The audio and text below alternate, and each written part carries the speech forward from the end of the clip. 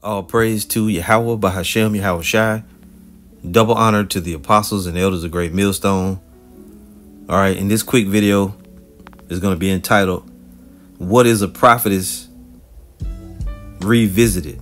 What is a prophetess revisited? Okay. And it's basically a question, an answer to a question on the comment board. All right, this is from the video. She wants to smash, not convert. She just wants to smash, not convert. All right, now on the comment board, this is a video I put up 8 days ago. And from the comment board, there was a question from a sister. Let's go to it now and read it. Or we can show it to you. See if I can find it here. Yeah, so this is her question right here, right? Now I'm going to go and just bring it up over here. And I had this question from like 8 days ago. All right, this is from Daughter of Zion 14. She says, words of a very wise man. Can I ask what do you call, Salakia? Can I ask what do they call a person in the scripture or a woman who gets clear vision, who sees things through dreams? I dream the future. I dream things that haven't yet.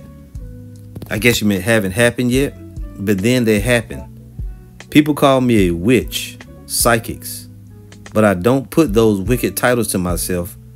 I know the scripture talks about seers. Sometimes they scares me. All right, so a person that has dreams, she asked, has dreams and they come to pass, right? You could be called a prophetess. Now, I don't know if that's the case, but based upon what's written in the word, let's go there now. Now, I did a word search. Just bear with me. And I did reply to the sister on the comment board and said what I'm about to bring out now. All right, first, I just did a word search on the word prophetess, right? And I'm going to read here just an example, because I did a lesson on this some time ago, some years back. But this is revisited. Now, oftentimes when these women hear the word prophetess, you think that a prophetess is a woman that can prophesy like men do. We prophesy by going on the highways and hedges, teaching the word, preaching the word. This is not what a prophetess is in a female sense. Let's prove it.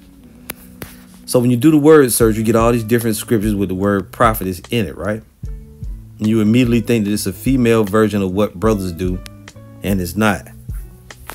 This is Exodus 15 and 20. It says, and Miriam, the prophetess, the sister of Aaron, took a timbrel in her hand, and all the women went out after her with timbrels and with dances.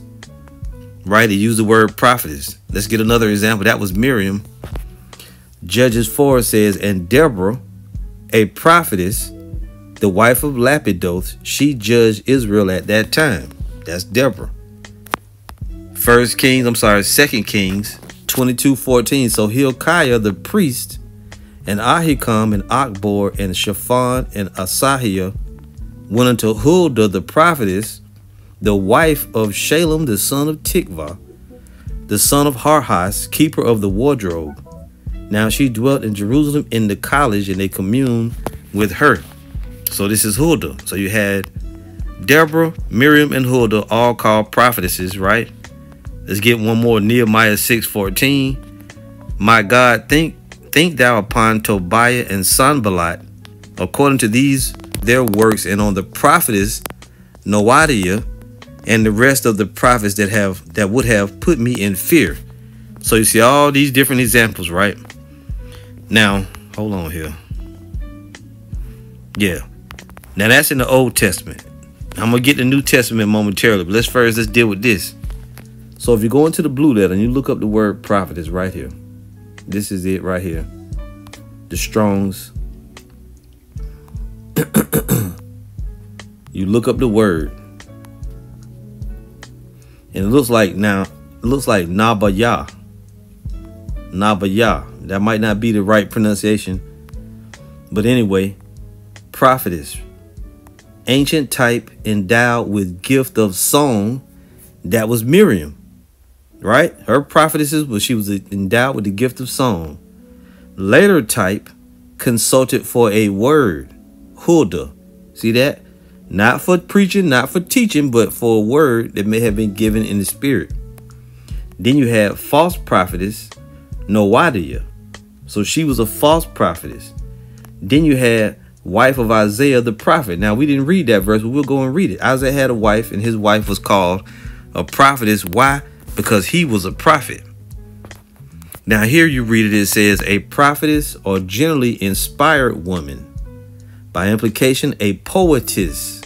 By association, a prophet's wife. So these are the things, and you don't never see a woman being called a female preacher or none of that. That's not what prophetess means. Now in the New Testament, let's go there if we may. And we can even read that verse with Isaiah if you want us to read it. This is Isaiah 8:3. And I went unto the prophetess, and she conceived. And I went unto the prophetess, and she conceived, and bare a son. Then said the Lord to me, call his name Maher-shalal-Hashbaz. All right. So that was Isaiah's wife, the prophetess. Now, when you go in the New Testament, the word is only mentioned twice. Okay. This is Luke 2:36. And there was one Anna, a prophetess, the daughter of Phanuel of the tribe of Asher. She was of a great age, and had lived with her husband 7 years from her virginity. Okay. Then in Revelation 2:20, you see what? The word again. Notwithstanding, I have a few things against thee, because thou sufferest that woman Jezebel, which calleth herself a prophetess, to teach and to seduce my servants to commit fornication and to eat things sacrificed unto idols. So this is the woman with that spirit, or the spirit of Jezebel, okay, who thinks she can teach. That's what you are. You're a damn Jezebel, okay? Now, when you go into Luke 2:36 and you look up this word prophetess, just bear with me here. This is the Greek word prophetess. And what does it mean? It means this: a prophetess, a woman to whom future events or things hidden from others are at times revealed, either by inspiration or by dreams and visions. You see that? So that would be what this sister is. A woman to whom future events or hidden things from others are at times revealed, either by inspiration or by dreams and visions. A female who declares or interprets oracles. Right? Here, a female foreteller or an inspired woman prophetess. That's all it ever meant. It meant the wife of a prophet, a woman endowed with the gift of song, a woman consulted for a word, a woman that had dreams and visions and that broke down by one of the prophets. That's all it ever meant. It never meant a woman preacher. Okay, how do we know that it never meant woman preacher further than that? 1 Corinthians 14:34. Let's go there.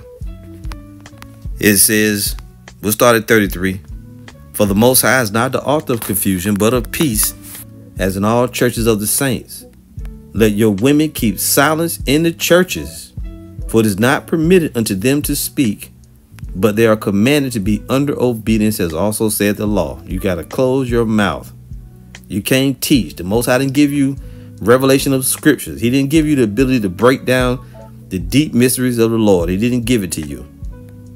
And if they will learn anything, let them ask their husbands at home, for it is a shame for women to speak in the church. And wherever 2 or 3 gathered in my name, I'm in the midst of them. On our live streams, on the comment board of videos, coming to camp, anywhere where brothers teaching that, you are not permitted to speak. Close that damn beak. Okay? Suffer not a woman. This one is 1 Timothy chapter 2:11. Let the woman learn in silence with all subjection. But I suffer not a woman to teach, nor to usurp authority over the man, but to be in silence. Okay? And that's plain. Now, let's go back. Let's read the NLT. Let's see what these translations say. This is 1 Timothy 2:11. Women should learn quietly and submissively. This is the NLT. I do not let women teach men or have authority over them. Let them listen quietly. It's right there. Okay, now, if we can, let's go back a bit. Let's get 1 Corinthians here in the NLT. Starting at verse 33. For the Most High is not a God of disorder, but of peace, as in all the meetings of the Most High's holy people. Women should be silent during the church meetings. It is not proper for them to speak. They should be submissive, just as the law says. If they have any questions, they should ask their husbands at home, for it is improper for women to speak in church meetings. There it is. You ain't got no business opening your mouth up. Close that beak. Close that mouth. So, to answer the sister's question, let's read it again. Words of a very wise man. Can I ask, what do they call a person in the scripture, or a woman who gets clear vision, who sees things through dreams? I dream the future. I dream things that haven't yet been. Salakia, haven't yet, but then. I guess she means I dream the future. I dream things that haven't happened yet, but then they happen. People call me a witch, psychics, but I don't put those wicked titles to myself. I know the scripture talks about seers. Sometimes they scare me. So if you have a dream of something that comes to pass, and I'm talking about something significant, all right, that will make you a prophetess. If it's happened more than one time, I would say that. Now, we ain't talking about you had a dream using your car riding, then a week went by, the next Tuesday you was riding, you sang the same number 3, the same song came on the radio. That's not significant. Okay? We're talking about something significant. Anyway, a woman who has a dream or a vision of something and it comes to pass after she dreams it, you are called a prophetess. Now, are you a prophetess? I'm not sure. I'm just answering your question. Okay? So we covered it a second time. This has been What is a Prophetess Revisited. Right? So don't come on our comment board talking about it. I ain't talking to this sister. I'm just mean in general. You women with a big mouth, close your damn beak. You don't got nothing to say. There's no evidence in the scriptures of you ever leading the congregation, teaching at a camp, teaching the word, breaking down the scriptures. You don't got it like that. All right? I'm just saying. I'm just being honest.